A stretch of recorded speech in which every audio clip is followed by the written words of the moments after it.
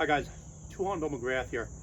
I was recently asked about a type of strike to make a Pekiti-Tirsia that we call witiks or whips. Some other Filipino martial arts will call it an abanico or a fan. And you can kind of see where the terminology comes from. We're using this, as a very quick stick, quick movement using centrifugal force, right? But you can see the movement, how it kind of imitates someone fanning themselves, or use a fan, right, to cool off, right?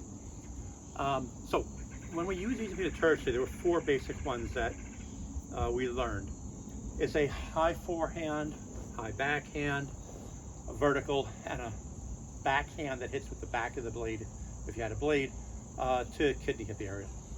What I want you to watch on these is we're not using it the way you'll see it commonly used in a point tournament, where you're just fanning back and forth trying to get contact and as many hits as possible, in a short amount of time, which is fine for a point tournament. But we're using this for self-defense or combat use. And these are flat of the blade strikes, kind of, with the stick. It's actually done with the cutting edge when you use a live blade. I'll show that in a minute. But anyway, so you come in and you're on the forehand, let's say, and all these we're doing with some type of fake before we do the witik and then a power move. We're not doing multiple witiks on the target, or rarely using multiple witiks on the target, at least not on the same target. So what we'll often do is fake, say a backhand here, and then there's my forehand witik, and there's a vertical, power cut there, let's say. I want you to notice though that I'm not hitting to the center, we'll say the center line between me and the camera on the target. I'm actually going, the tip's going past the target. So that's how you get power in there. I'm getting a little bit of a pivot, almost a sidestep, which allows my shoulders to rotate more, and then I get more power through the target. So if you see that on a tire here, you're getting enough oomph there that you get a decent hit. I was in a tournament years ago and hit a guy in the side of the head with, back then we were using heavy kendo armor with the half-inch thick cotton padding on the side, and it penetrated right through and cut him open and jellied his knees for a second through the kendo armor. So you can get sufficient power out of this if you use correct footwork. On the backhand side, it was common for us to, fake a forehand, do the witik there, and then come in with the vertical, do a power strike. So you'd have a fake, a witik, and again, notice I'm coming through the target line to get power, follow through. Very much like a boxer would, hit a jaw, but he's really aiming behind the jaw. Same idea here. So we do a fake, witik, and then a power cut afterwards. The verticals are very often done to the opponent's weapon hand or the top of the head.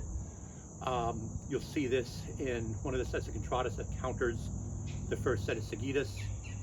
And the idea is seguidas is a very efficient use of motion, so you have to be even more efficient to counter that. So we'll whip the hand and then skip up to the head. And the idea is any strike that passes the hand through the center line, well, if you have a way to attack that center line efficiently and quickly, it's a good way to do it. So what we're doing here is, notice that my hand is at this height. I'm basically attacking my opponent's hand that's at that height. And notice I have to use a little, we're going slow, I gotta use my fingers to show you this way. Notice how my stick goes past the height of my hand. So if I whip it, momentum carries it. You see I'm going past the center line of my opponent's hand on this.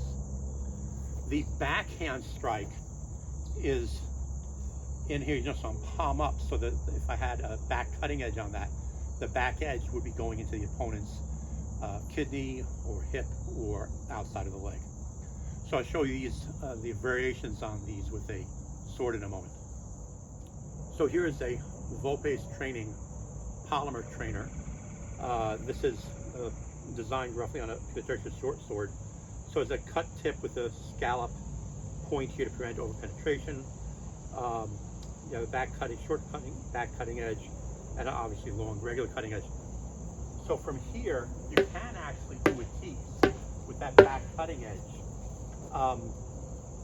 You'll see this a lot in the backhand fake where I'll come up and kind of cut my wrist, and I'll get my wrist out of the way and do a backhand cutting edge hit or witik with that short back cutting edge. This vertical, as you can see here, not hitting with the flat of the blade, but the back cutting edge, is the way we do it in Pekiti-Tirsia with the sword. You'll also see this in a lot of European medieval treatises on sword work, especially things like the Mesa and some sabers, where they'll go and they'll hit the back cutting edge, you know, into the guy's cranium or wrist or collarbone, whatever, to get a good short cut. That's a bit deceptive. And then you can see how, using the back cutting edge here, you can hit, you know, legs or areas like that. With the idea of these is, instead of a hard slash with a lot of follow through and longer recovery time, you can hit with this and pull it back and recover a little quickly. So that's the idea of the witiks in the Pekiti-Tirsia system.